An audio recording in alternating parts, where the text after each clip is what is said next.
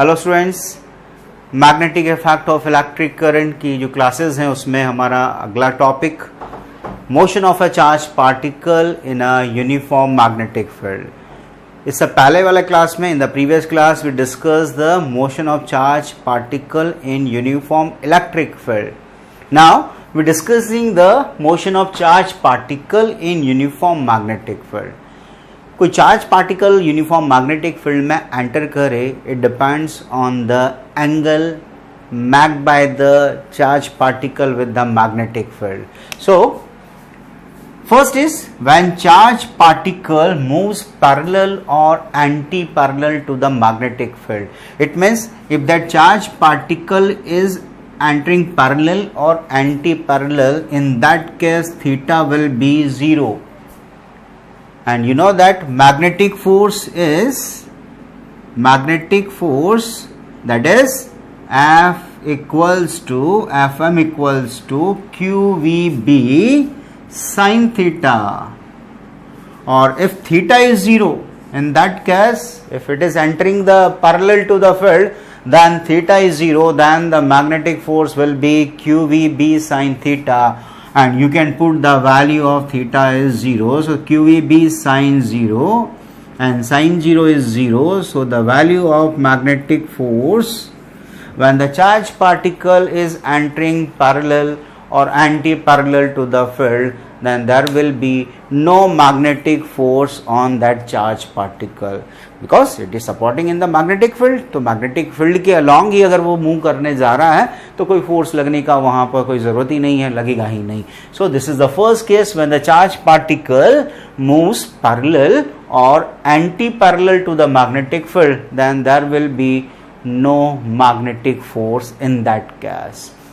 And if charge particle, second one, when the charge particle moves perpendicular to the magnetic field, perpendicular means 90 degree पर अगर वो perpendicular to the magnetic field or normal to the magnetic field, means that charge particle is entering perpendicular to the magnetic field, then the theta is 90 degree.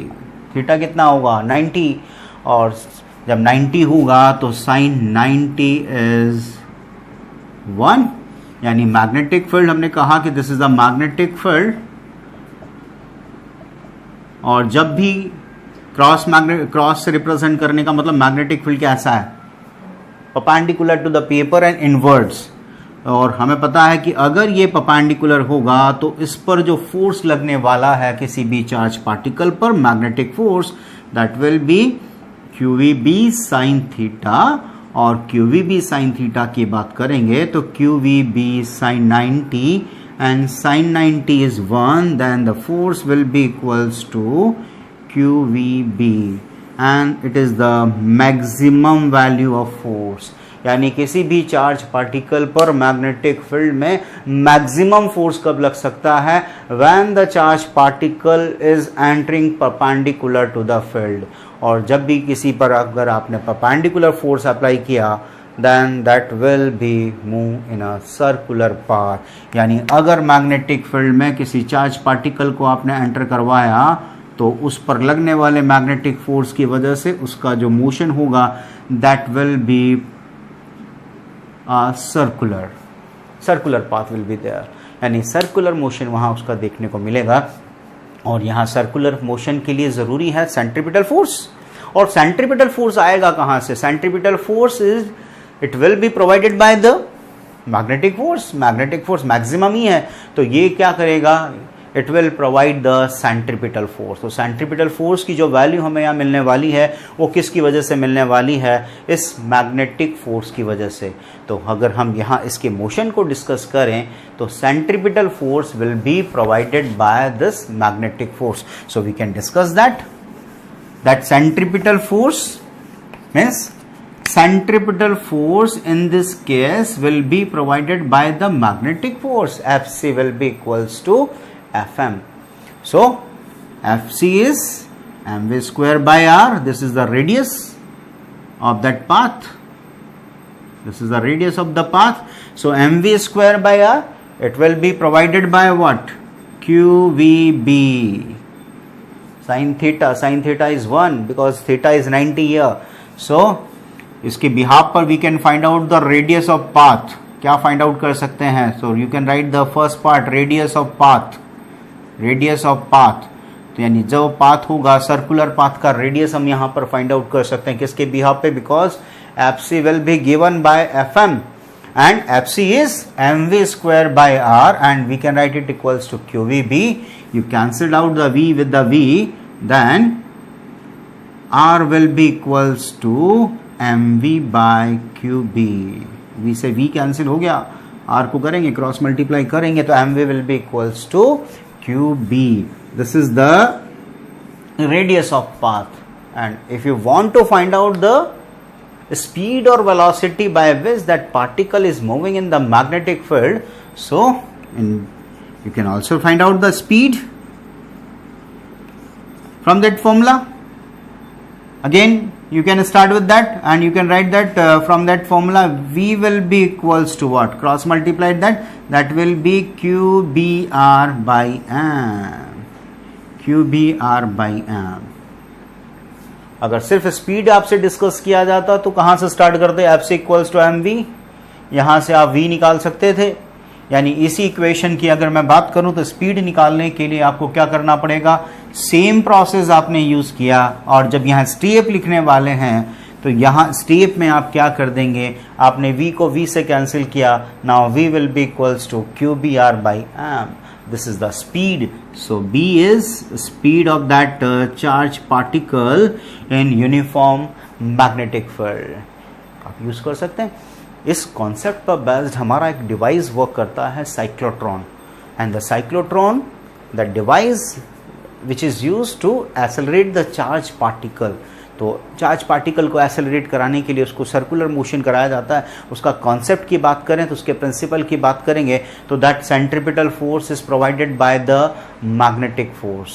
Okay, and magnetic field and motion of charge particle is perpendicular to each other. That is the concept. So we can find out the speed here. Speed आ गया, radius आ गया, then we can find out the time period also. So time period, to find out the time period, C is time period, means time taken to complete one revolution there. इसको अगर complete बात करें तो time period is T is distance divided by speed. So distance is, that is the circumference. Distance is circumference. Distance is 2 pi r here. And the speed is v. Speed is v. You can put the value of r, whatever v का value put करें या r का value put करें, or you can solve that.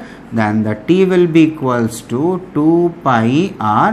v का value ही put कर देते हैं. v का value कितना था? That is qbr by m. So you cancel the r with the r. Then the time period is 2 pi m by qb. 2 pi m by qb. ये time period का form हमारे पास हो गया.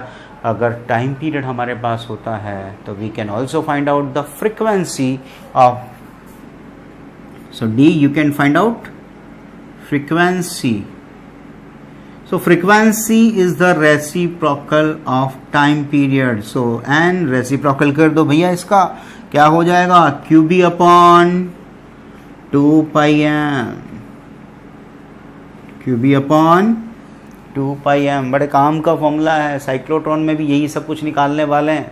हाँ, तो जब साइक्लोट्रॉन पढ़ेंगे तो उसमें भी यही चीज़ें निकालनी है. तो इसी कॉन्सेप्ट को अभी से ही यूज़ कर लें. उसके जितने भी पैरामीटर्स निकालने होते हैं वो सब इसी पर बेस्ड होते हैं हमारे. तो ये हमारे लिए स्पीड निकाल लिया, टाइम पीरियड निकाल लिया, फ्रीक्वेंसी निकाल लिया. आपको लगता है एनर्जी भी निकाल लिया जाए तो एनर्जी का मतलब कौन सा है? इसको स्पीड मिला हुआ है तो इसके पास जो एनर्जी होगा that will B kinetic energy. So E part is energy, और इसके पास जो एनर्जी होगा वो कौन सा है? Kinetic energy. And kinetic energy is half M V square. V का वैल्यू आपको पता है हाफ, एम वैसा का वैसा, वी की value Q B R by M. उसका स्क्वायर करना है. So it will be kinetic energy is, इसमें a कैम से कैम कैंसिल होगा, that will B q square b square r square divided by small m. q square b square r square divided by 2m. This is the value of kinetic energy.